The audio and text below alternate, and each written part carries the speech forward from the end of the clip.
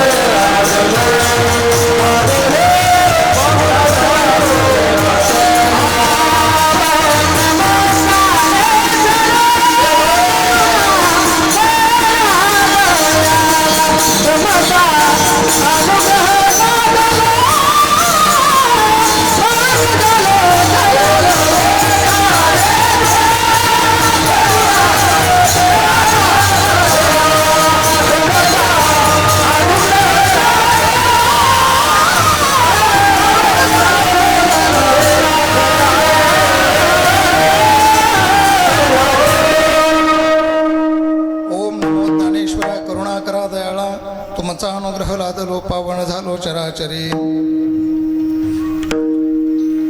मनोजवं मारुततुल्य वेगं जितेन्द्रियं बुद्धिमतां वरिष्ठं वातात्मजं वानरयूथमुख्यं श्रीरामदूतं शरणं प्रपद्ये जय हनुमान दान गुण सागर जय कपीसति लोक उजागर रामदूत तुलिता बलधामा अंजनी पुत्र पवन सुत नामा उजळले भाग्याता अवघी चिंता वाराणी संत दर्शनी हा लाभ पद्मनाभ जोडीला विठाला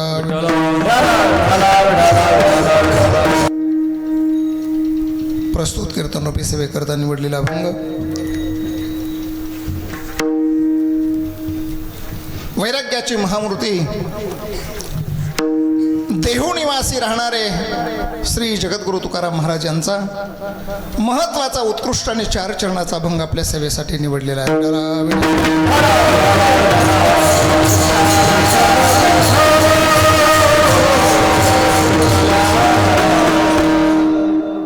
अभंगावर बोलण्यापूर्वी थोडासा परिहार देणं गरजेचं आहे. तो म्हणजे असा, सालाबाद प्रमाणे चालू असलेला हा अखंड हरिनाम सप्ताह आणि या सप्ताहामध्ये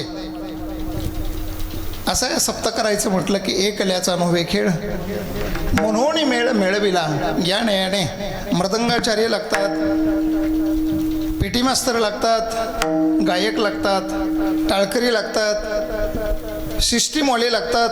त्याच्यानंतर सगळ्यात महत्त्वाचं म्हणजे श्रोतृवर्ग लागतात. कथा ऐकणारे कीर्तन ऐकणारे लोक लागतात. परंतु आपल्यामध्ये सगळंच व्यवस्थित आहे. मृदंगाचार्यामध्ये जर म्हटलं तर हे 2 जवळजवळ इंद्रासारखे वाजवणारे आहेत. इंद्रवादी मृदंगम याने मृदंग विशारद श्री हरिभक्तपरायण बंडू महाराज सातपुते ज्यांची की थाप ऐकून आनंद वाटतो. तसेच संगीत विशारद योगेश महाराज सुंदर वादक आहेत. त्याच्यामध्ये विनेकरी बाबा आहेत. साऊंड सिस्टीम सुंदर आहे. अभिनंदन. माझे परममित्र गुरुबंधू आणि अतोनात प्रेम असणारे आमचे हरिभक्तपरायण परमपूज्य आदरणीय आमचे रणजित महाराज हेही माझ्या कीर्तनाला उपस्थित आहेत. त्याच्यामध्ये ज्यांचा आवाज आज महाराष्ट्रभर गाजतोय, कोकिळीला जशी तोड नसते ना तशी अभिमान महाराजाला आमच्या तोड नाही.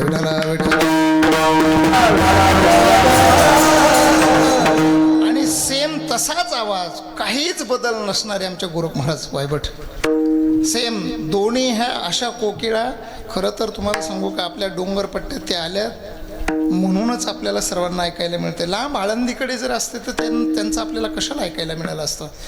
परंतु असे सुंदर गायक आहेत, त्यांनाही अभिवादन. त्याच्यानंतर मागे महाराज काय अनुरोध महाराज आहेत. त्याच्यानंतर आमचे लंगोटी यार पांडुरंग महाराज तेही माझ्या कीर्तनामध्ये उपस्थित आहेत. त्याचं गाव, दुसरी गोष्ट की आत्याचं गाव म्हणजे मामाचं गाव म्हणजे नुसत्या एका मामाचं नाही, जे असतील ना इथे कोणत्याही जातीचे असतील तरी ते मामाच आहे. आणि या नात्याने आपला प्रेमाचा संबंध त्याच्यामध्ये आमच्या मधुकर महाराज, ज्यांचं की रामायण म्हणजेच जीवन, रामायण म्हणजे ते आणि ते म्हणजेच रामायण असं त्यांचं जीवन. आमचे मधुकर महाराज त्यांनी मला फोन केला, तारीख दिली, तुमच्या सर्वांचं दर्शन झालं. आपल्या गावकऱ्याकडून सर्व तर कमिटीकडून माझ्याकडे जी आलेली कीर्तनरूपी सेवा ती तुमच्यासमोर मी उभा आहे. तुमचं सर्वांचं दर्शन घेतो आणि जास्त वर्णन करण्यापेक्षा माझ्या कीर्तनाला ओळखतो. पण झालं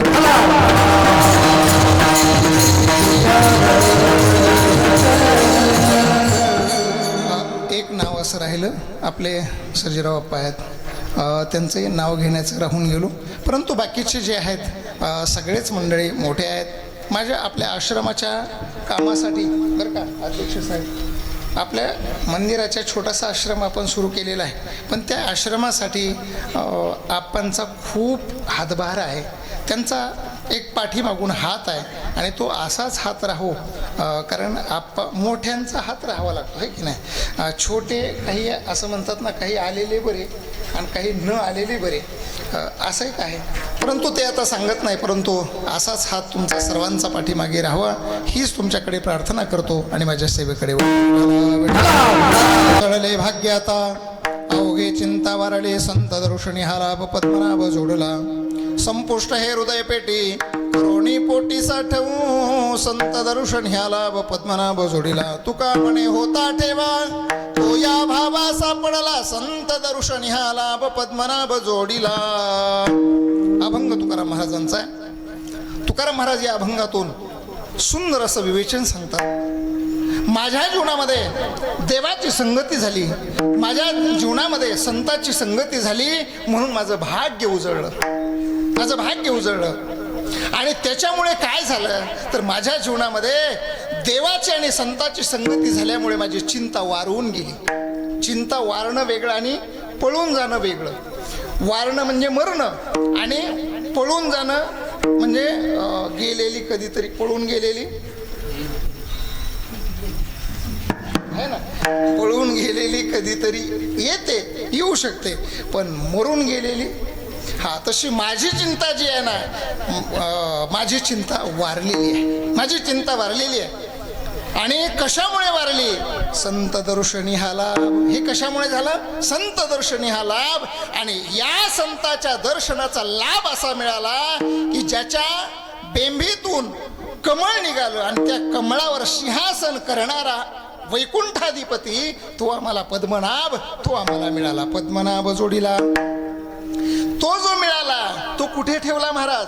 संपुष्ट हे हृदय पेटी, माझ्या अंतकरणामध्ये या चित्तामध्ये ठेवला. संपुष्ट हे हृदय पेटी करोनी पोटी साठवू. आम्ही काय केलं? आम्ही ठेवलाय.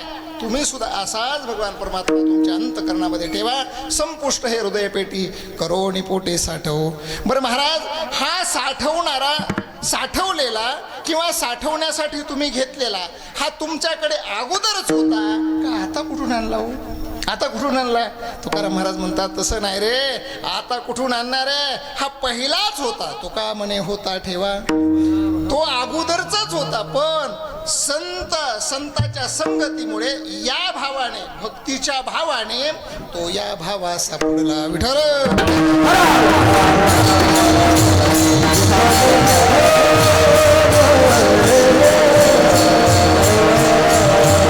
झालेला आहे. उर्वरित जो वेळ आहे त्याच्यावर अभंगाचं चिंतन पाहूया. जन्मलेला जो मनुष्य आहे, प्रत्येक जो मनुष्य आहे ना, थोडासा मला रिटर्न आला पाहिजे रे, मला रिटर्न. जन्माला जो मनुष्य आलेला आहे तो माणूस जन्माला येतो तो महत्वाचा दिवस असतो. आणि माणूस जन्माला येतो हाच महत्वाचा दिवस असं नाही, मरण्याचा सुद्धा दिवस महत्वाचा आहे. म्हणजे येण्याचा दिवस महत्वाचा आहे आणि जाण्याचा दिवस महत्वाचा आहे. म्हणून तर आपण येण्याच्या दिवसाचा एक स्मरण राहावं, आठवण राहावी म्हणून आपण वाढदिवस करतो ना. येण्याच्या दिवसाची आठवण राहावी म्हणून वाढदिवस करतो. येण्याचा जसा दिवस भाग्याचा आहे तसा जाण्याचा सुद्धा दिवस भाग्याचा आहे. म्हणून तर आपण वर्ष श्राद्ध करतो, पुण्यतिथी करतो. हे जे काम करतो आपण कशामुळे करतो? जाण्याचा दिवस महत्वाचा आहे, येण्याचाही दिवस महत्वाचा आहे, जाण्याचाही दिवस महत्वाचा आहे. मग येण्याचा दिवस महत्वाचा आहे, जाण्याचाही दिवस महत्वाचा आहे. पण येण्याचा दिवस का महत्वाचा आहे? आपण वाढदिवस करतो, आपल्याला आनंद वाटतो या जन्मात. तसं तर खरं सांगू का, जन्म घेण्यासाठीच आहे ना दोन प्रकार आहेत. एक पहिला प्रकार असा आहे की जन्म घ्यायचा म्हटलं, जन्मच हा घेणं चुकीचं आहे. कारण आपल्याला जो जन्म घ्यायचा आहे ना तो वासनेच्या आधारेच आपल्याला जन्म मिळतो. जन्म घेणे लागे वासनेच्या संगे. आपल्याला जन्म जो घ्यावा लागतो तो वासनेच्या योगाने घ्यावा लागतो. असो चला ठीक आहे. जड भरत राजा ती इथे लावायचं. जड भरत राजा हरणी गरबा गेला, घाला तो घातला वासनेने, घाला तो घातला वासने. वासनेमुळे जन्म मिळाला. जन्म हा चांगली गोष्ट आहे. पण जन्म चांगली गोष्ट आहे असं जर म्हणलं ना तर हा जन्म अगोदर संत म्हणतात अरे अरे अरे अरे नवमासी कष्टलासी दहाव्याने प्रसूत झाली, येताची कर्म जाड तुझी मान अडकली. नवमासी कष्टलासी दहाव्याने प्रसूत झाली, येताची कर्म जाड तुझी मान अडकली. अरे हे एवढं शरीर जन्म घेताना दुःख आहे. मग दुःखाचा जन्म जर असेल तर या जन्मात आल्याच्या नंतर तरी सोपं आहे. दुःखच आहे पूर्ण जन्मभर, काय दुःखच आहे. आणि दुःखच जर असेल तर जन्म कशाचा महत्वाचा? नाही नाही नाही नाही, जन्म महत्वाचा कसा आहे सांगू तुम्हाला. जन्म संसारामध्ये जर जात असेल तर तो दुःखाचा आहे, पण जर परमार्थामध्ये जात असेल तर सुखाचा आहे.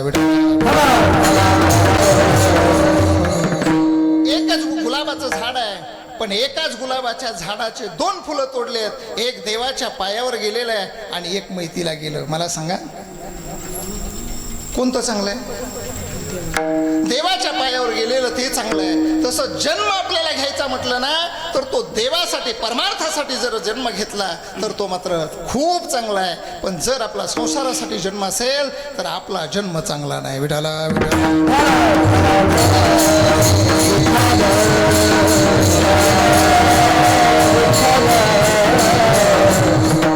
मग जन्मण्याचा दिवस एक चांगला आहे आणि मरण्याचा एक दिवस नाही. तुम्हाला सांगू का, आणखीन मागे जाऊन सांगतो. रामायण आपल्या या महाराष्ट्रामध्ये म्हणा, भारतामध्ये म्हणा, रामायण आणि महाभारत किंवा भागवत आणि रामायण असं जरी म्हटलं तरी चालेल. भागवत मरणाचं शिकवत आहे, कसं मरायचं कसं मरायचं भागवत शिकवत आहे. आणि रामायण मात्र कसं जगावं हे शिकवतं, कसं जगायचं हे रामायण शिकवतं. परीक्षित राजाला फक्त 7 दिवसाची अवधी मिळालेली आहे. 7 दिवसाची. 7 दिवसामध्ये उद्धार कसा करून घ्यायचा भागवत शिकवत आहे. आणि रामायण अरे स्वतःची पत्नी कशी वागवायची, स्वतःच्या आई वडिलांना कसं वागवायचं, स्वतःच्या नात्यासंबंधांना कसं सांभाळायचं हे फक्त रामायण शिकवतं. म्हणून जीवन जगत असताना रामायणाकडे बघायचं आणि मरत असताना फक्त कळलं विठाला विठाला. ऐका, जन्म घेणंही चांगलंच आहे, मरणंही चांगलंच आहे. पण तुकाराम महाराजांना या दोन्ही सोडून आणखीन एक दिवस महत्वाचा वाटला. तुकाराम महाराजांना एक दिवस आणखीन महत्वाचा वाटला. कोणता? तुकाराम महाराज म्हणतात माझ्या जीवनामध्ये एक खूप सुंदर आणि खूप महत्वाचा मला दिवस वाटतोय. तो कोणता? माझ्या गुरूंनी मला प्रसाद दिला. असं आहे तुकाराम महाराजांचं जन्म जर बघितला वसंत पंचमीचा जन्म आहे आणि मृत्यू जर म्हणलं हे शरीर जर घेऊन वैकुंठाला गेले असा जर कोणता दिवस असेल तर तुकाराम बीज आहे. मग तुकाराम बीजही महत्वाचीच आहे आणि वसंत पंचमी ही सुद्धा महत्वाचीच आहे. पण त्याच्यामध्ये एक आणखीन महत्वाचं आहे की ज्या वेळेने श्री गुरु प्रसन्न झालेत आणि त्यांनी प्रसाद दिलेला आहे. तुकाराम महाराज म्हणतात माझ्या जीवनामध्ये एक घटना घडली. कोणती? एक अशी घटना घडली की त्या दिवशी कोणता दिवस होता? माघ शुद्ध दशमी पाहोणी गुरुवार पाहिला. माघ शुद्ध दशमी पाहिली, पाहोणी गुरुवार केला अंगीकार तुका म्हणे. तुकाराम महाराज म्हणतात माझा अंगीकार केला माझ्या गुरुदेवाने आणि माझा नुसता अंगीकार नाही केला, माझा अंगीकार करून शांत नाही बसले, माझा अंगीकार केला पण त्यांनी मला मंत्र सुद्धा दिला. मंत्र दिला रामकृष्ण हरी. बाबाजी आपुले सांगितले ना मंत्र दिला रामकृष्ण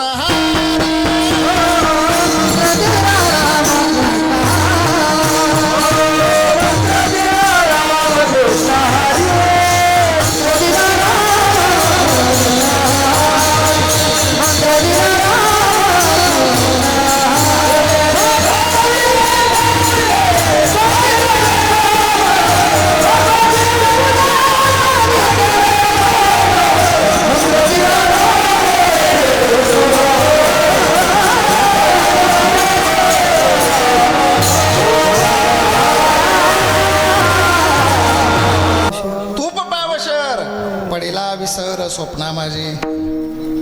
इथे सुंदर विषय आलेला आहे. तुकाराम महाराजांना तूप पावशर मागितलंय. आता सध्याच्या काळामध्ये तूप म्हटलं की आपल्याला चूप म्हणावं लागतं आहे ना. तूप म्हटलं की चूप म्हणावं लागतं. तूप म्हणजे सोपी गोष्ट आहे? हो, तूप एवढं महाग झालंय आपल्या ह्या डोंगरपट्ट्यामध्ये मिळतंय म्हणून ठीक आहे. हे तूप एवढं महाग आहे, तूप कुणाला पाहायला मिळत नाही. आपल्याकडे जरी महाराज मंडळी मी जर बोलवले ना बाहेरून, आपल्याकडे तूप असं वाटीने वाढतात, आनंद वाटतो. विठाला तूप म्हटलं की चूप म्हणावं लागतं. तूप काय सोपं आहे का? तूप एवढं अवघड आहे. आणि तुम्हाला सांगू का, तूप एवढं अवघड आहे. तूप एखाद्या वेळेस अशी पंगत बसावी आणि पंक्तीमध्ये तूप वाढणारे वेगळेच असतात. आपली दिंडी असते बघा, दिंडीमध्ये सुद्धा गुलाबजामुन करावेत, गुलाबजामुन वाढणारे वेगळेच असतात आहे की नाही? लक्षात येते ना तुमच्या? गुलाबजामुन वाढणारे वेगळेच असतात. जर एखाद्या पोरांनी तुपाची वाटी ठेवलेली आहे वाढण्यासाठी आणि जर एखाद्या लहान पोराने तुपाची वाटी घेतली आणि वाढायला जर निघाला तर चांगला शहाणा माणूस तो वाढू देतो का? तो डायरेक्ट काय म्हणतो, खाली ठेवायला होतो. तू म्हणतो तुझ्याच्याने तूप वाढणं होणार नाही. मग तूप वाढण्यासाठी अट्टल एक जुना माणूस ठेवलेला असतो. आपल्या सासवडला पंगत असते देवगुडी नानांची आणि त्या पंक्तीमध्ये गुलाबजामुन बनवलेले असतात. गुलाबजामुन आपल्याकडे भरपूर असतात पण काही ठिकाणी गुलाबजामुन कमी असतात. आणि मग गुलाबजामुन वाढण्यासाठी काय उदार असे अध्यक्षासारखे वाढून नाही चालत बा. त्यासाठी माणूस असा लागतो वाढ म्हणेपर्यंत 2 पात्र ओलांडून पुढे गेला पाहिजे हे की नाही. आणि मग ते पटपट 2 धरायचे, वाढत जायचं. एखादा जर म्हणला ना डबल वाढ, तोपर्यंत त्याने न ऐकल्यासारखं करायचं, वाढत जायचं. याला हुशार वाडेकरी म्हणतात. आणि जर एखादा वाढ म्हणला की पुन्हा 4-5 टाकले, पुन्हा वाढ म्हणला की आणखीन 4-5 टाकले, संपून जाईल. म्हणून वाढ करत असताना सुद्धा गुलाबजामुन वाढत असताना जर सावधगिरीने वाढावं लागत असतात तर तूप वाढताना कसं वाढावं लागेल. एका पठ्ठ्याला बोलवलं, त्याला सांगितलं हे वाटीवर तूप आहे आणि अख्ख्या सगळ्या सप्त्यातल्या पंक्तीमध्ये आलं पाहिजे. ते म्हणजे मी पंचक्रोशीतल्या सगळ्यांना पुरवतो. मी वाटीवर तूप आहे ना अख्ख्या पंचक्रोशीतल्या सगळ्या लोकांना पुरवतो. हे तर सप्त्यातली एक पंगत म्हणजे काहीच नाही. त्यांनी वाटी घेतली, पंगत बसली. बरं, पोरांना म्हणजे वाढत असताना जर पोरांना वाढायचंच म्हटलं तर पोरांकडे वाढायला काय असतं? पोरं तुम्ही इमानदारीने सांगा, मोठे सांगा, काय असतं वाढायला यांना? तुम्हाला हे असलं जमणार नाही. मग काय घ्या? पात्र, द्रोण, लय झालं तर मीठ मीठ घे वाढायला मीठ वाढायला व्हायचं आणि मीठ सोडून आणखीन पुरं शिल्लक पाणी घे मग पाणी वाढायला जायचं आणि मग पाणी वाढत असताना हे गुलाबजामुन वाढणार वाटी घेतल्याच्या नंतर तो जो पंक्तीमध्ये शिरला आणि या बाजूने असे काचे गोशे खवले आणि असा निघाला ना 5 बोटं बुडवले तो निघाला. पण तेवढ्यामध्ये तुम्हाला सांगू एवढा जोरात पळायला लागला तूप बाकीचे म्हणे यार वाढ ना. वाढायचं आता नाही. भारत सरकारने नियम बदललेले आहेत. आतापर्यंत वाढायचं सरकार होतं, आता फक्त म्हणायचं सरकार आहे. आता फक्त ऐकून घ्यायचं, म्हणायचं, फक्त घोषणा करायच्या. आता द्यायचं नाही, घोषणा करायची. आणि तुम्हाला सांगू का, आपण दुकानात जर गेलो ना, तुपाचा चमचा सुद्धा वेगळाच असतो वाढायला, आहे की नाही? तुपाचा चमचा वेगळा असतो, पोहे खाण्याचा चमचा वेगळाच असतो, भाजीचा चमचा वेगळाच असतो आणि याच्यापेक्षा गावातला चमचा वेगळाच असतो. कळालं ना तुम्हाला? नाही कळालं? विठाला माझ्याकडे फक्त व्यवस्थित लक्ष द्या. मी सांगत होतो भाजीचा चमचा वेगळा, तुपाचा चमचा वेगळा, पोह्याचा चमचा वेगळा, पण ह्या तिन्ही पासून गावातला चमचा वेगळाच. गावातला चमचा वेगळा. आणि मग दुसरी गोष्ट सांगू तुम्हाला. बरं, गावातला चमचा, त्या चमच्यापासून सावधच राहिलं पाहिजे. कसं राहिलं पाहिजे सावध? चमचा ज्या पात्रामध्ये राहतो ना, ज्या पातेल्यामध्ये असू द्या, ज्याच्यामध्ये असेल ना, लक्षात ठेवायचं हा चमचा त्या पातेल्याला रिकम कधी करेल काही सांगता येत नाही.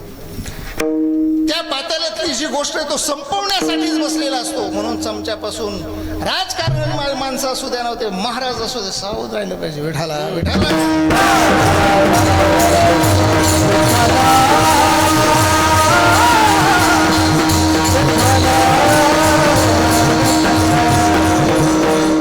चमच्यापासून सावध राहिलं पाहिजे. चमच्या बरं तू आईस्क्रीम खातो?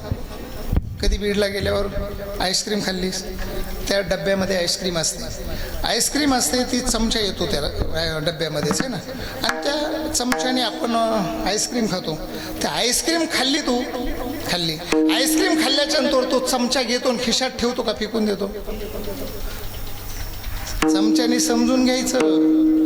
खाऊन झाल्याच्या नंतर आपली स्थिती अशीच आहे. चमच्याने लक्षात ठेवायचं, आपली सुद्धा स्थिती कशी आहे? अशीच आहे.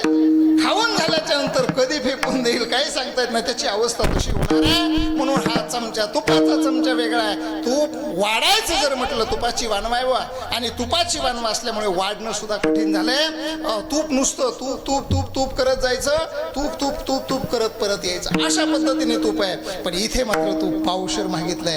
तुकाराम महाराजांना पावशर मागितलंय. तू पावशर म्हणजे थोडं झालं का? परंतु सांगू का तुम्हाला, पावशर म्हणजे काय? मन, बुद्धी, अहंकार आणि चित्त, हे 4 मिळून 4 पावशर आहेत. आणि 4 पावशर म्हणजे 1 किलो आहे. परंतु 1 किलोतलं मन, बुद्धी, अहंकार हे आपल्या गुरुदेवांना पाहिजेच नाही. मग गुरुदेवांना काय पाहिजे? फक्त चित्त पाहिजे. मन, बुद्धी आणि अहंकार या 3 गोष्टी बाजूला काढल्या आणि चित्त एकच मागितलं, मग ते चित्त म्हणजेच पावशर आहे. कळालं तुम्हाला? एक पावशर म्हणजे 1 चित्त. पण चित्त तरी कशासाठी मागितलं? चित्त याच्यासाठी मागितलं, या संसारामध्ये परमार्थ करत असताना चित्ताशिवाय काहीच खरं नाही.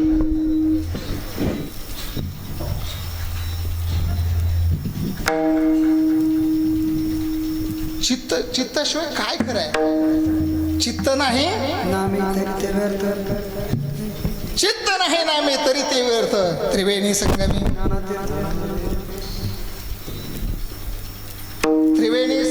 नाना तीर्थभ्रमी. चित्त नाही नामे तरी ती व्यर्थ. चित्त जर नामावर नसेल ना, तर अख्खा परमार्थ हा.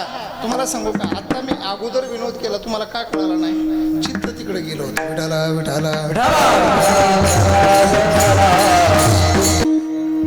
असं जे चित्त आहे ना, ते चित्त मागितलं, चित्त घेतलं आणि चित्त कशामुळे घेतलेलं आहे? भोजनामागती तूप पावशर. पावशर जे मागितलं ना ते मन बुद्धी अहंकार हे 3 बाजूला काढले आणि फक्त चित्त मागितलं म्हणजे तूप पावशर मागितलं. तूप पावशर मागितलं तुकाराम महाराजांना आणि तुकाराम महाराजांनी ते चित्त देऊन टाकलं. का? चित्त जर भगवान परमात्म्याच्या नामामध्ये असेल, चित्त जर परमार्थ असेल, परमार्थामध्ये असेल आणि परमार्थामध्ये जर चित्त असेल तरच त्या कोणत्याही भजनाला म्हणा, कीर्तनाला म्हणा किंवा नाम जपाला म्हणा चित्त जर असेल तरच सार आहे. तुम्हाला सांगू का, दुधामध्ये तूप नसेल तर दूध उपयोगाचं आहे? दूध उपयोगाचं आहे? जर दुधात तूप नसेल तर दूध उपयोगाचं नाही. तसं परमार्थामध्ये चित्त नाही तर तो माणूस उपयोगाचा नाही. विठाला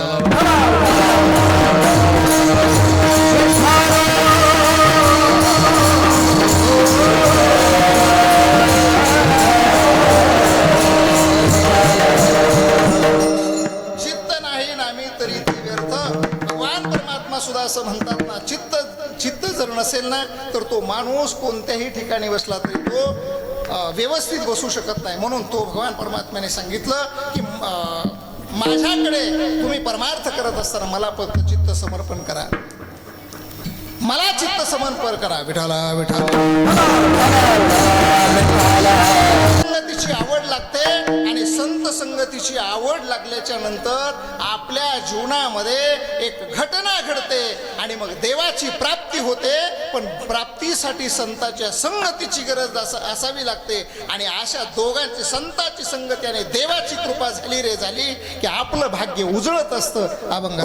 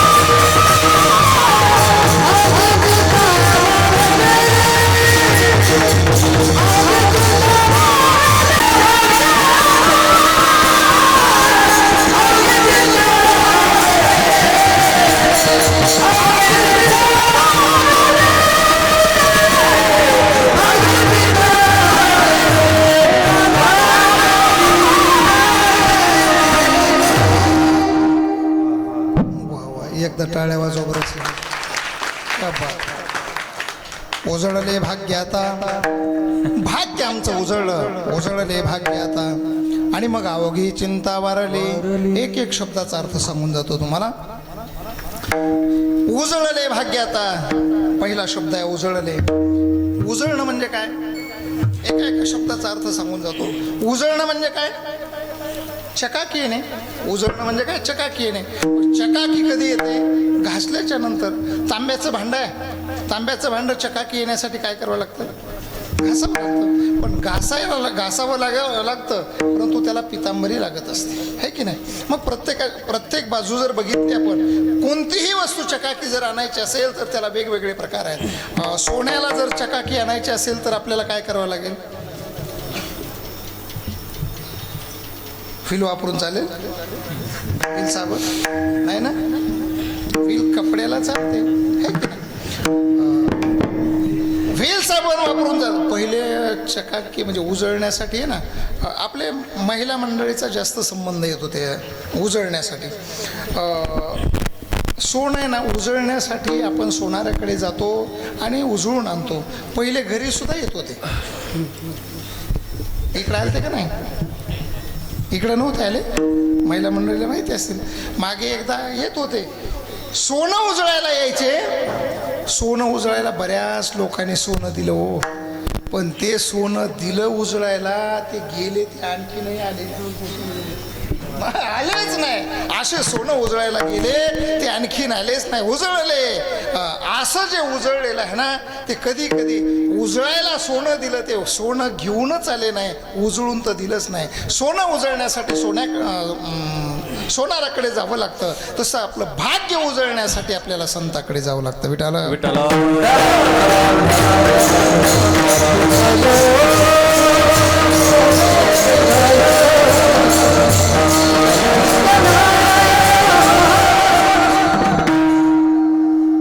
उजळले भाग्य. भाग्य कशाला म्हणतात? भाग्य माझ्या जीवनामध्ये भाग्य कशाला म्हणायचंय? आपल्या जीवनामध्ये भाग्य कशाला म्हणायचंय सांगू तुम्हाला. आपल्याला लग्न होणं, आपला प्रपंच वाढणं, घरामध्ये काही जास्त संपत्ती येणं, याला भाग्य नाही म्हणत. भाग्य तरी नो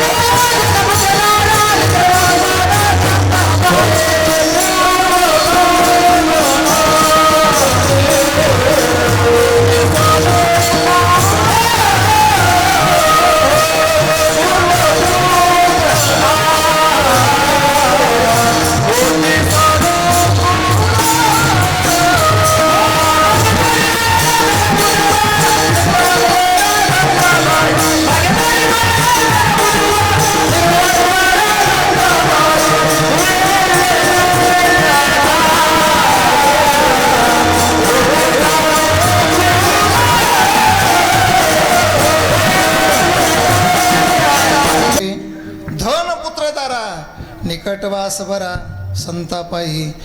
भाग्य जे आहे ना, भाग्य संसारातल्या काही वस्तू मिळणं म्हणजे भाग्य नाही, परमार्थातलं काहीतरी मिळावं. तुम्हाला सांगू का, भाग्य हे सुद्धा दोन प्रकारचं आहे. एक संसारिक भाग्य आहे आणि एक परमार्थिक भाग्य आहे. संसारिक भाग्य कशाला म्हणतात? संसारिक भाग्य आपल्या संसारातली काही गोष्ट मिळाली असेल, संपत्ती मिळाला असेल, पत्नी मिळाली असेल, घर मिळालं असेल, बायको आपलं बंगला मोठा मिळाला असेल. पत्नी आणि बायको एकच नाही. आणि मग हे सगळं जे मिळालंय ना, हे सगळं मिळालं, पण हे सगळं मिळालेलं जे आहे तर हे संसारातलं आहे. पण परमार्थातलं जर म्हटलं ना, आपलं मन देवाकडे जावं, चित्त देवाकडे जावं, चित्तामध्ये देव आणावा, आपण परमार्थामध्ये जीवन करावं, नवे नवे आपल्या रोमामधून नामस्मरण मिळावं यावं, याला म्हणतात परमार्थिक भाग्य. विठाला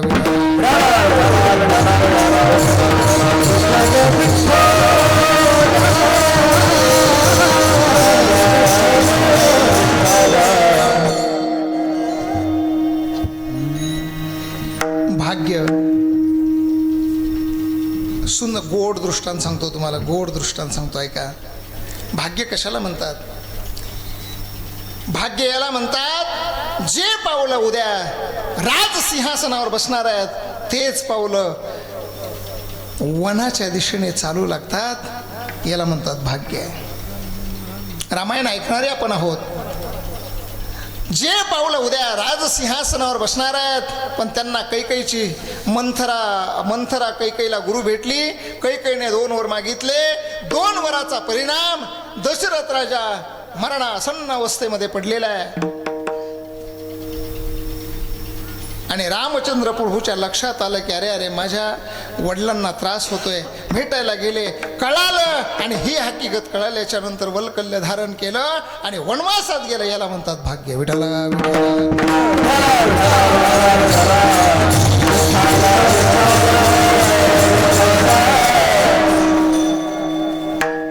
आपल्यासारख्याचं सुद्धा भाग्य आहे. आपण गावाकडे राहतो. गावाकडे राहत असताना आपण तरी काय केलं असतं, परंतु आपल्या जीवनामध्ये बंडू महाराज आपल्यासारख्यांचं जीवनाचं सांगतो तुम्हाला. आपण गावाकडे असतो तर काय केलं असतं, ऊस तोडला असता, अन्य काहीतरी नोकरीला लागलो असतो, काहीतरी धंदा केला असता. पण कोणत्या का अवस्थेने व्हायना, परंतु आपण आळंदीला गेलो, माऊलीचे लेकरं बनलो. अरे अरे देवाचे आपण पाईक बनलो, देवाचे पाईक बनलो म्हणून आपल्या लोक आपल्या पाया पडतात. याला म्हणतात भाग्य. विठाला विठाला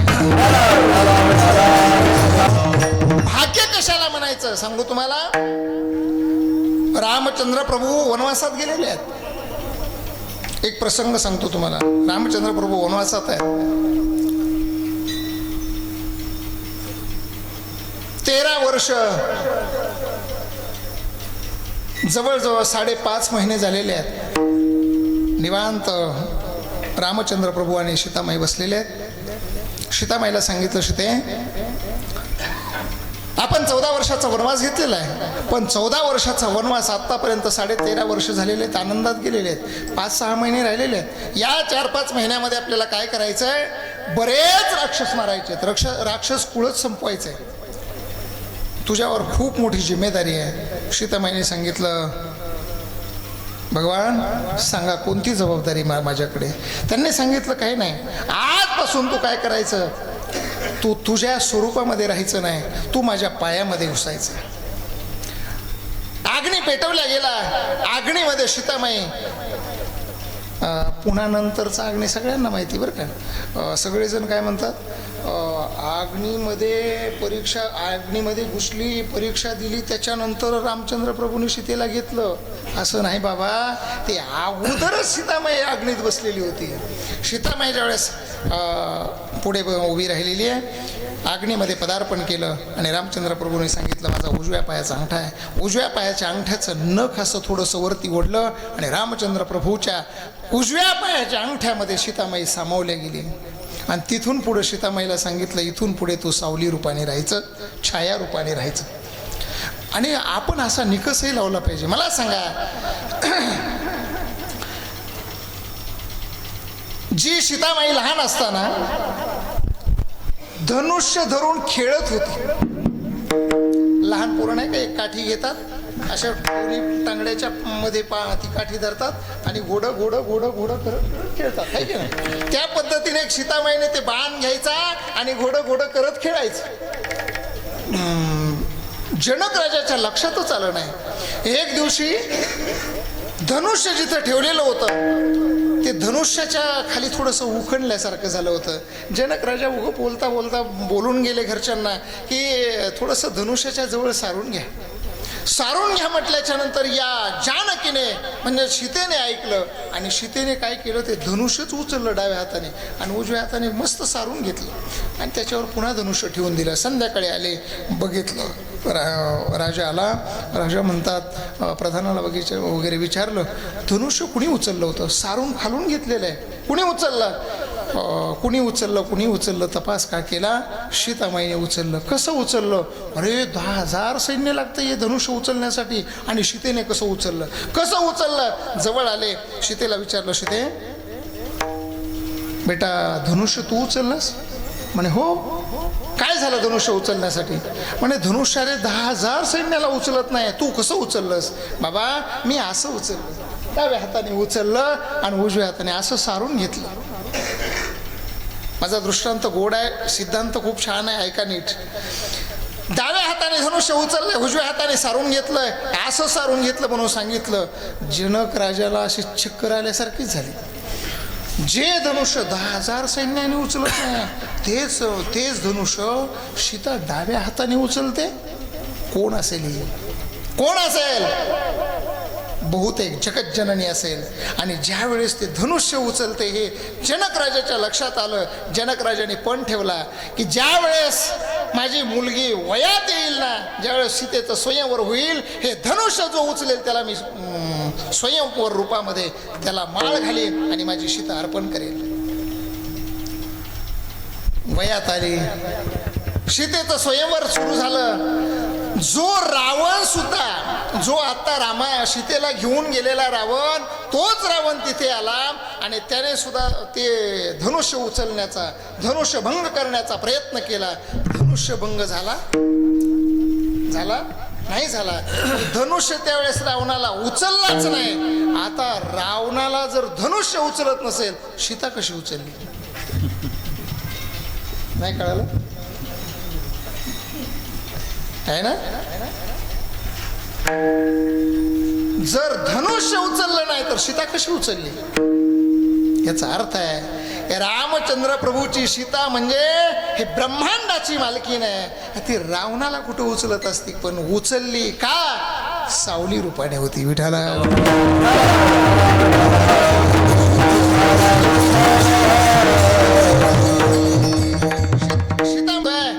भिक्षाम देही मैया समोर आलेला आहे, झोळी पुढे केलेली आहे. पण सीतामाईकडे दुसरं काय असणार आहे? फळमूळ वगैरे जे आणलेलं होतं, फळमूळ द्यायचं आहे. तो इतिहास सगळ्यांना माहिती आहे म्हणून असा विस्तार करून सांगत नाही. झोळी पुढे केलेली आहे. सीतामाईने ते कंदमूळ हातात आणलेले आहेत आणि द्यायला लागलेली आहे. तेवढ्यात लक्ष्मणाने ती रेखा ओलांडलेली, त्याच्यामध्येच सीतामाई होती. त्यांना काही मध्ये येता आलं नाही. मग सीतामाईला बाहेर बोलून घेतलं. बाहेर गेल्याच्या नंतर सीतामाईला हाताला धरलं, ओढत नेलं, विमानात बसवलं, निघून गेले. बऱ्याच अंतरावर गेले, बऱ्याच अंतरावर म्हणजे 1 किलोमीटर 2 किलोमीटर 4 किलोमीटर असं काहीतरी गेले. पण तेवढ्यामध्ये एक पक्षी आडवा आला. एक पक्षी, माणूस नाही, एक पक्षी आडवा आला. आणि पक्षी आडवा आला, सांगू तुम्हाला, मी भाग्य सांगतोय तुम्हाला. पक्षी आडवा आला, बघितलं एक आबलेला एक राजा सिंहासनावर बसलेला आहे, त्याच्या रथामध्ये बसलेला आहे आणि आबला स्त्री आहे, ती रडते आहे. आणि अशा रडण्याच्या आवाजामध्ये ती जाते, म्हणजे नक्कीच तिच्यावर अत्याचार होतोय. पळत गेला, झपाटा मारला. त्या पक्षाचं नाव काय पोरांनो? काय? हा, कावळा? मी तेवढं पाठ नाही केलेलं म्हणून विचारतो बरं का. कोणता पक्ष होता बाळा?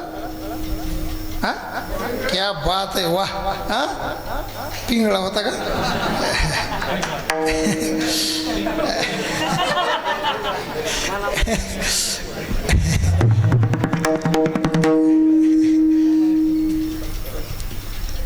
ते पिंगळा महाद्वार हे सगळ्याच्या डोक्यात बसले बरं का. आणि मग तो पिंगळा नव्हता बाबा, गरुड होता. गरुड, त्याला जटायू म्हणतात, है की नाही? आणि मग तो जटायू पक्षी आला, विमानावर असा प्रहार केला, विमान खाली पाडलं. खाली पाडल्याच्या नंतर रावणाला ललकारलं, रावण बाजूला आला, युद्ध सुरू झालं, भयानक युद्ध झालं, भयानक युद्ध. आणि शेवट मात्र रावणाला सुद्धा तो पक्षी आटपत नव्हता. मग तेवढ्यामध्ये एक रावणाने आयडिया केली. आणि आयडियामध्ये, कारण रावण हा खूप हुशार होता, खूप हुशार होता. रावणाने जे स्तोत्र बनवलेले आहेत ना, आपल्याला आता म्हणता सुद्धा येत नाही. हा शंकराचं स्तवन केलेलं आहे. ब्रह्म मुरारी सुरार्चित लिंगम निर्मल भासित शोभित लिंगम जन्मज दुःख विनाशकलिंगम तत्प्रणमामि सदा शिवलिंगम कनक महामुनिभूषित लिंगम पणिपेति वेष्टित शोभित लिंगम जन्मज दुःख विनाशकलिंगम तत्प्रणमामि सदा शिवलिंगम कुंकजहार सुशोभित लिंगम संचित पाप विनाशकलिंगम तत्प्रणमामि सदा शिवलिंगम देवगणार्चित सेवित लिंगम भावैर्भक्ति विरेविच लिंगम दिनकर कोटि प्रभाकर सुरवर पूजितलिंगम सुरवनपुरुषदार्चिवलिंगम परात् परं परमात्मकलिंगम तत्प्रणमामि सदा शिवलिंगम तत्प्रणमामि सदा शिवलिंगम. वा क्या बात आहे. याला म्हणतात तत्प्रणमामि सदा शिवलिंगम ब्रह्म मुरारी सदा शिवलिंगम. खूप सुंदर असे स्तोत्र बनवलेले आहेत. ते स्तोत्र जटाटवी तो जो श्लोक आहे ना ते स्तोत्र पूर्ण बघा. इतकं सुंदर आहे, इतकं सुंदर आहे, आपल्याला म्हणता सुद्धा येत नाही. एवढा रावण हुशार. रावणाने युक्ती केली. अरे हा पक्षी मला जर आटोपत नसेल ना काहीतरी युक्ती करावी लागेल. हे पक्षा आपण दोघांनाही मरण सांगायचं, आपापलं मरण सांगायचं. हो मरण सांगायचं ठीक आहे, पण तुला तुझ्या रामाची शपथ. या बिचाऱ्याने याने काहीतरी म्हणावं ना, पण तो राक्षसच आहे. त्याने काय शपथ घातली असेल.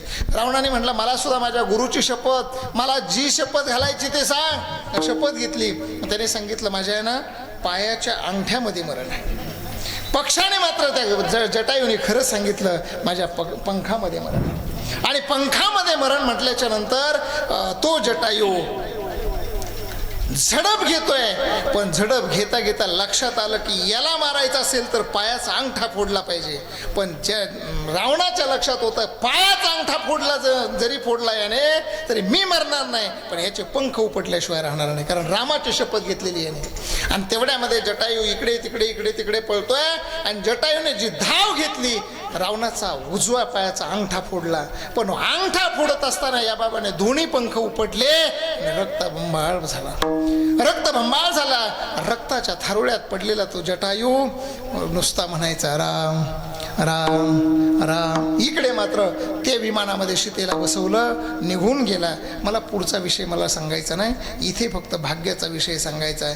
रामचंद्र प्रभू सीते हे सीते करत करत करत करत येत होते. जवळ आले. पण या बाजूने नुसता हा याचा आवाजही व्याकुळ झालेला होता. तो रक्ताच्या थारोळ्यात पडलेला जटायू तो फक्त एवढंच म्हणतोय राम हे राम हे राम हे राम हे राम हे राम. राम राम राम करत होता. रामचंद्र प्रभू त्या दिशेने आले. जवळ येत आहेत. आवाज ऐकला. कोणीतरी व्याकुळ झालेला पक्षी आहे.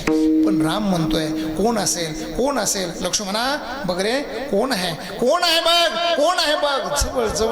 जवळ येतात. त्या पक्षाच्या जवळ आले. बघितलं त्या पक्षाकडे आणि पक्षाकडे बघितल्याच्या नंतर पक्षाला उचलून घेतलं. मांडीवर डोकं ठेवलं. त्या पक्षाचं मांडीवर डोकं घेतलंय रामचंद्र प्रभूंनी. कुणी गावच्या सरपंचांनी नाही पैकी वाचलं कुणी गावच्या सरपंचांनी नाही, नगरसेवकांनी सुद्धा नाही.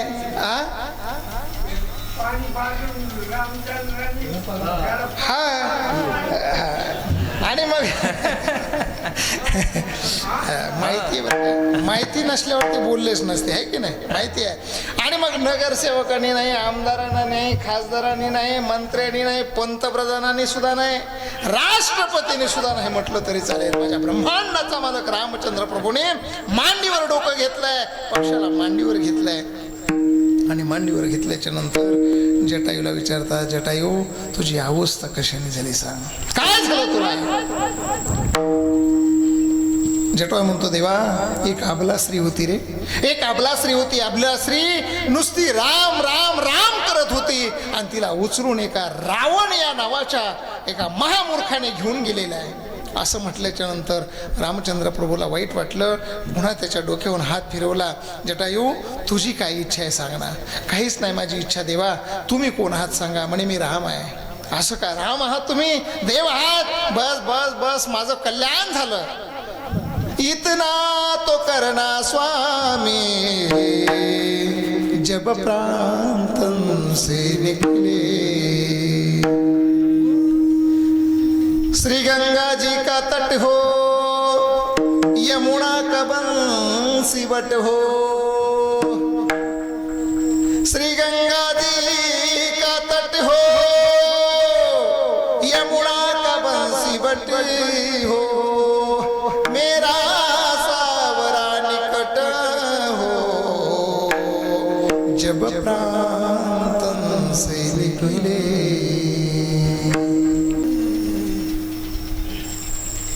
भगवान तुम्ही फक्त माझ्या जवळ असलात ना बस, मला काहीच नको आहे, बस बस बस. रामचंद्र प्रभूंनी सांगितलं असं म्हणू नको. जटायू तुला आत्ता उठवतो, उठू का तुला, उठू का? जटायूने सांगितलं देवा मला आज माहिती झालं तुम्ही राम आहात ना. अरे तुमच्या वडिलांना सुद्धा, तुम्ही वनवासात येण्याच्या अगोदर आम्हाला माहिती आहे तुमच्या वडिलांना सुद्धा तुमची मांडी मिळाली नाही देवा. या जटायू पक्षाला जर तुमची मांडी मिळत असेल याच्यापेक्षा अहोभाग्य कोणतं आहे. म्हणून मी भाग्यवान आहे, मला मरायचंय आता. पक्षी पुन्हा पुन्हा म्हणतोय, रामचंद्र प्रभू पुन्हा म्हणतात अरे तुला जीवदान देतो, जसा होता तसा करतो. त्याने सांगितलं करून काय उपयोग आहे, इतना तो करना स्वामी जब प्रांत से निकले. मला तुम्ही फक्त समोर जर असाल ना, मला दुसरं काहीच नाही पाहिजे, काहीच नाही पाहिजे. तुम्ही फक्त मला काय करा, आता शेवट मला मरायचंय म्हणत असताना तुम्ही फक्त मांडी द्या बस, मला काहीच नको. जटायूला मांडीवर प्राण सोडता आला, हे जटायूचं भाग्य आहे. पशु असून, पक्षी असून, आणि दशरथ राजा हा देवाचा बाप असून सुद्धा राम राम करीत मरावं लागलं, त्याला भाग्य म्हणतात.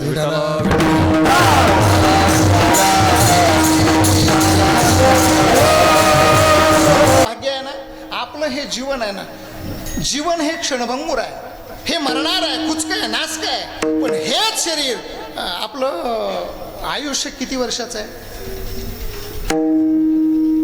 अल्प आयुष्य, शत गणिले ते अल्प आयुष्य मानव देह, शत गणिले ते अर्धा समाय, मध्य बारा ज्योती नारोजय, आयुष्य जीवले ते पाय.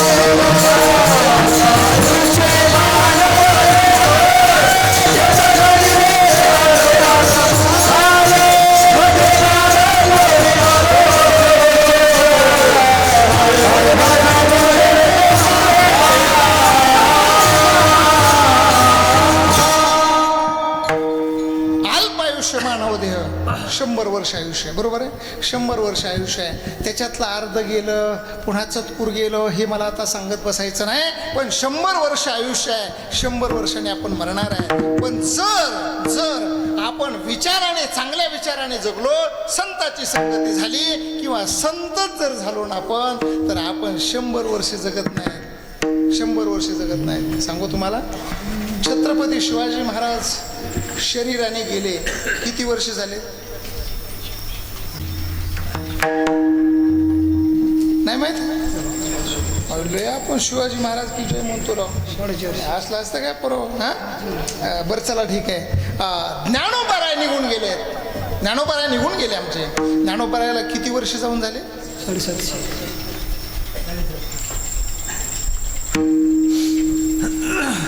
नाही लक्षात आहे. 750 नाही, 775 वर्ष होऊन गेले. 77 काहीतरी वर्ष चालू आहेत आता. चला बाबा महाराज आहेत आपण. विठाला विठाला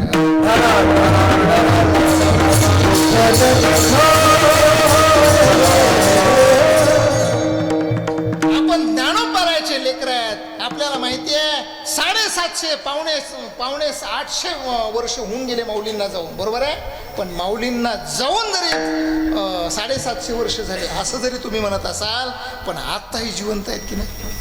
उत्तमाची उरे कीर्ती मागे, उत्तमाची उरे कीर्ती मागे, उत्तमाची उरे कीर्ती मागे, उत्तमाची उरे कीर्ती मागे. उत्तमले कामले जिसरे, उत्तमाची उरे कीर्ती मागे, उत्तमाची उरे कीर्ती मागे, उत्तमाची उरे कीर्ती मागे.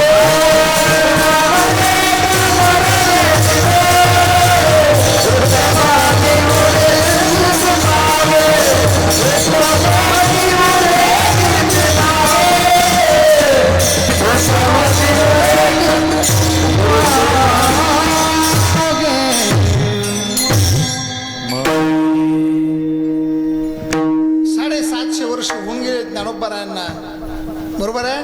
तरी आणखीन कीर्ती रूपाने आहेत ना. तसे माणसं शरीराने 100 वर्षात निघून जाणारच आहेत, पण कीर्ती रूपाने रूपाने माणसाने मागे उरावं, नाहीतर ह्या शरीराचं काय होतंय? मुठभर माती होते, चिमूटभर माती होते, राख रांगोळी होते, ह्या शरीराचं काय होतंय? एक प्रमाण आहे शरीराची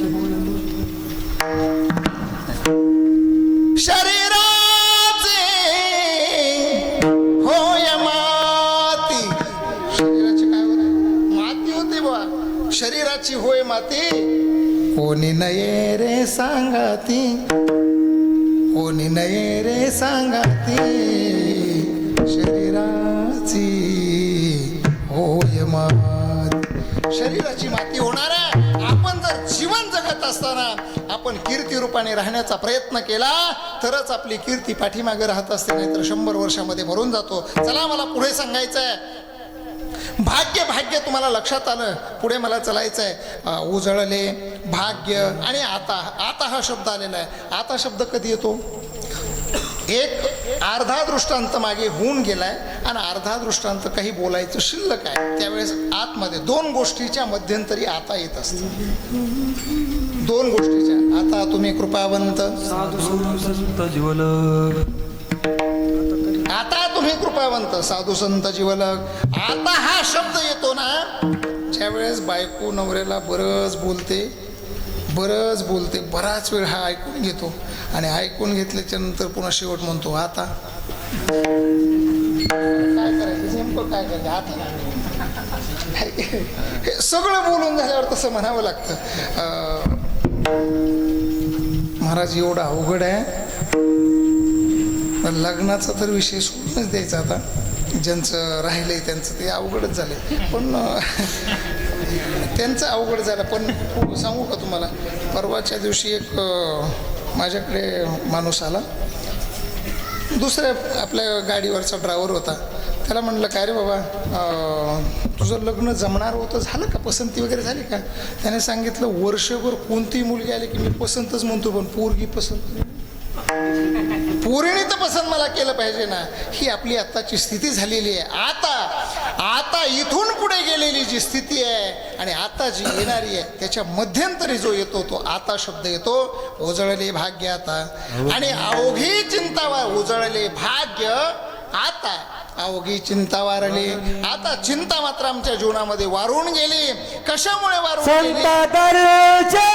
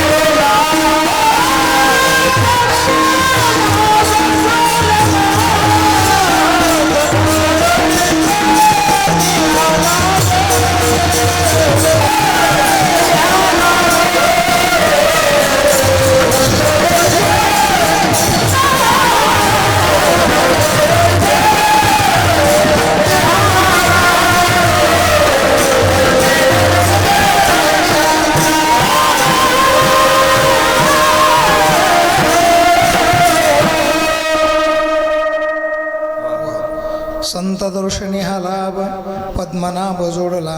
संत दर्शनी हा लाभ. कोणता लाभ? पद्मनाभ, भगवान परमात्मा तो पद्मनाभ तो जोडल्या जातो. याच्यावर एक दृष्टांत सांगतो तुम्हाला. एकदा भजन करा. विठाला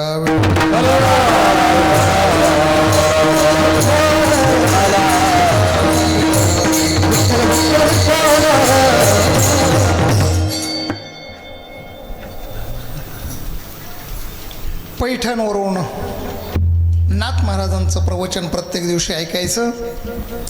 हात नाही आहेत, पाय नाही आहेत, ओंडक्यासारखा देह आहे आणि तो प्रत्येक दिवशी प्रवचन ऐकायचे. प्रवचन ऐकल्याच्या नंतर त्याच्या लक्षात यायचं की पंढरपूरला गेलं पाहिजे. दिनाचा बंधू, दिनाचा दयाळ पंढरपूरला राहतो. पांडुरंग परमात्मा त्याचं नाव आहे. मग आपण पंढरपूरला का जाऊ नये? गेलं पाहिजे एकदा. आणि मग पंढरपूरला जायचं त्याने ठरवलं. पण आता तो पंढरपूरला कसा जाणार?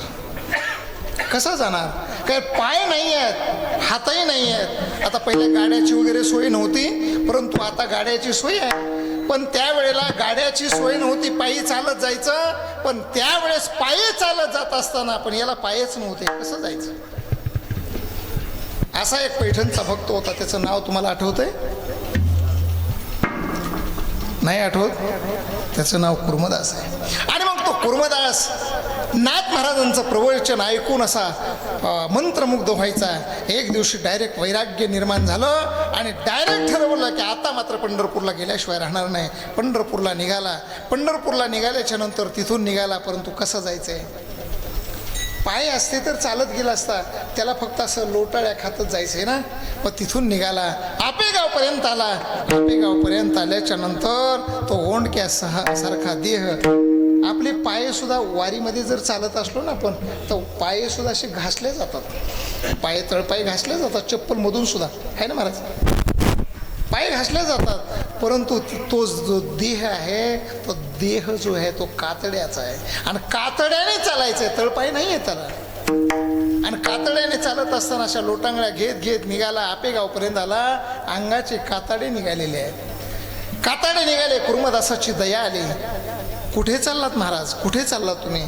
त्याने सांगितलं मी पंढरपूरला चालू. अरे कुर्मदासा, तुमचं कुठं पंढरपूरला जाणं शक्य आहे का? अहो तुमचं देह असा रक्ताबंमोळ झालेला आहे. तुम्ही पंढरपूर कुठे आहे? जवळजवळ 250 किलोमीटर आहे इथून. आणि एवढ्या लांब कसं जाणार? जाऊच नका, इथेच राहा. देवाला जर दया येत असेल तर इथे येईल. काही केले ऐकत नाही कुर्मदासांनी सांगितलं काही असू. नाथ महाराजांनी मला सांगितलंय देव दिनाचा दयाळ आहे. आणि मी अंतःकरणामध्ये त्यांनी जसं वर्णन केलंय तसं साठवलंय. पण त्याला बघितल्याशिवाय माझं समाधान होणार नाही. मेलो तरी 72, पण मी मात्र एकदा देवाची भेट घेणार आहे. दयाळी आपेगावच्या लोकांना त्यांनी अंगाला कपडे गुंडाळले. रक्तबंबाळ झालेलं ते शरीर, पण अंगाला कपडे गुंडाळले. तिथून निघाले. त्याच्यानंतर मोरगावचा इतिहास येतो बघा. मोरगावचा तो वडगाव पाटी वगैरे आहे ना, तर त्या कुर्मदासाचा तिथून लोटांगळ्या घेत कसं तरी घाटातून सुद्धा वर निघाले. कपिलधारमध्ये आले. आणि कपिलधारच्या तिथून वर निघत असताना वर चढता येईना. आणि मग तेवढ्यामध्ये वाईट गोष्ट किती असते बघा ना. कुर्मदास कपिलधारच्या त्या खालच्या बाजूला आलेला आहे. रडतोय. उंच घाट आहे. घाटाच्या वर मला जायचं आहे, पण घाटाच्या वर जाऊ कसा? हे शरीर लोटांगळ्या घेत जायचं. मी वरती एक लोटांगळी घेतली की पुन्हा खाली थोडा सरकायचा, वरती घेतलं की पुन्हा खाली सरकायचा. वाट बघितली. एक रात्र गेली. आणि दुसऱ्या दिवशी मात्र तिथे म्हशी आल्या चरण्यासाठी.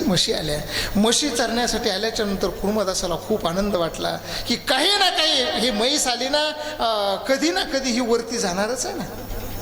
संध्याकाळच्या वेळेला वर जाईल त्या अपेक्षेने म्हशीच्या जवळ थांबून राहिला. आणि म्हशीच्या जवळ थांबून राहिला. दाताने शेपूट धरलं म्हणतात बघा. हात नाही आहे, पाय नाही आहे, दाताने शेपूट धरलं म्हशीचं.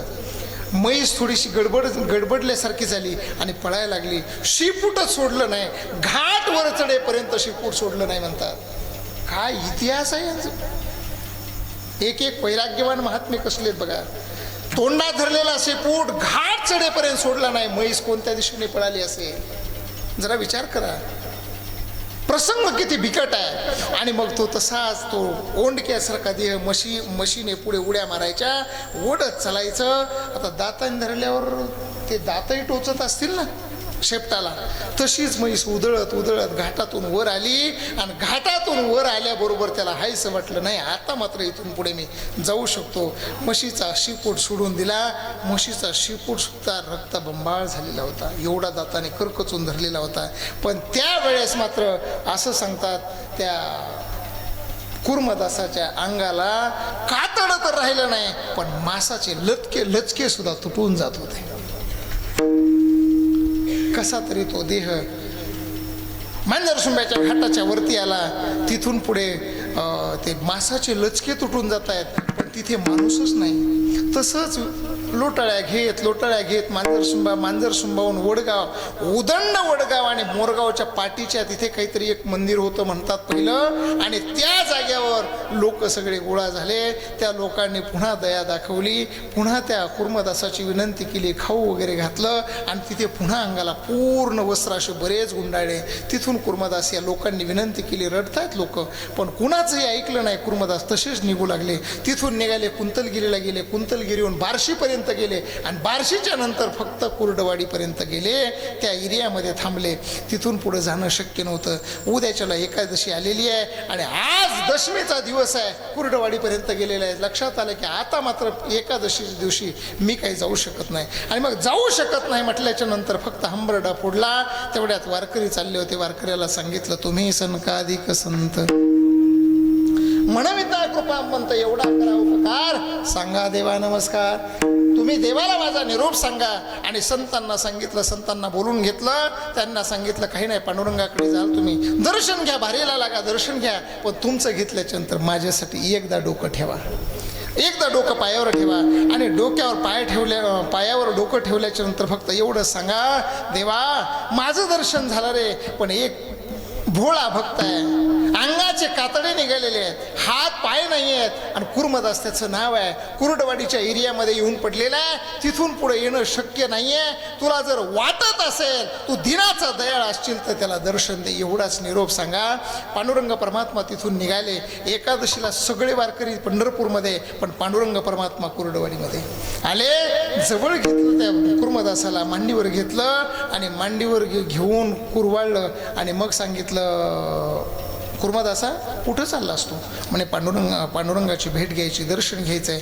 अरे पांडुरंग कुणी सांगितलं तुला पंढरपूरला आहे म्हणून? कुठेही भेटू शकतो, एवढ्या लांब का जायचं आहे, कशासाठी निघाला? त्यांनी सांगितलं, माझ्या गुरुवर माझी निष्ठा आहे.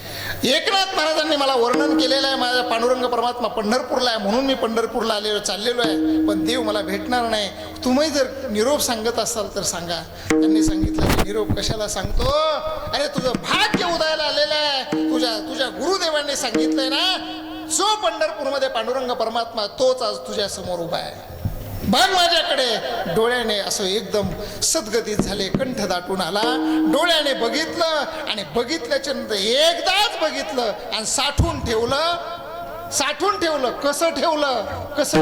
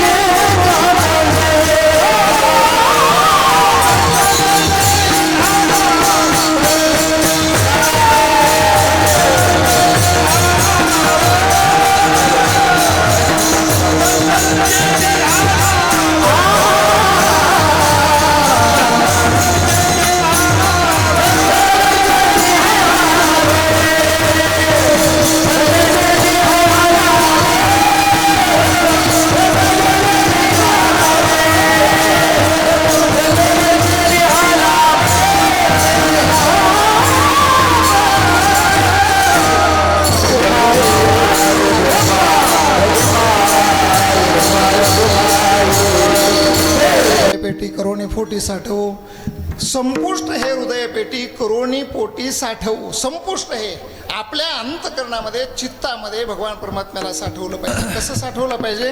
जनाबाईने साठवलं बघा. कसं साठवलं? जनाबाईने अंतकरणामध्ये साठवलं. ते बी गळ्याला दोर बांधला आणि धरिला पंढरीचा दोर, धरिला पंढरीचा दोर, धरिला पंढरीचा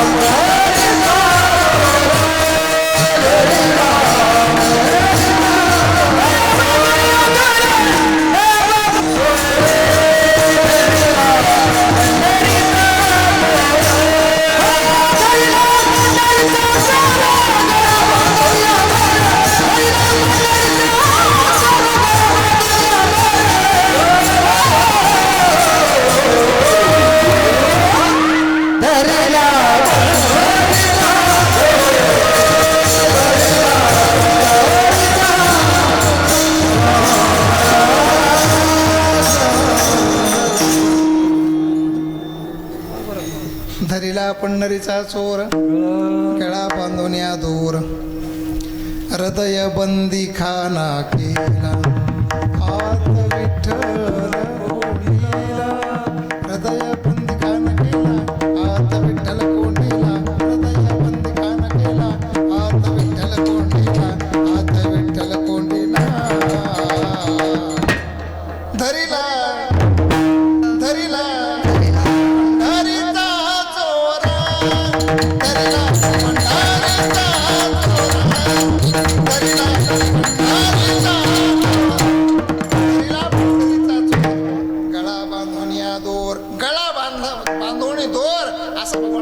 साठवला पाहिजे. संपुष्ट हृदय पेटी करोनी पोटे साठवू.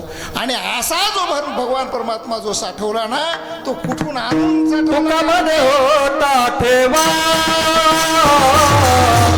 मध्ये होता ठेवा.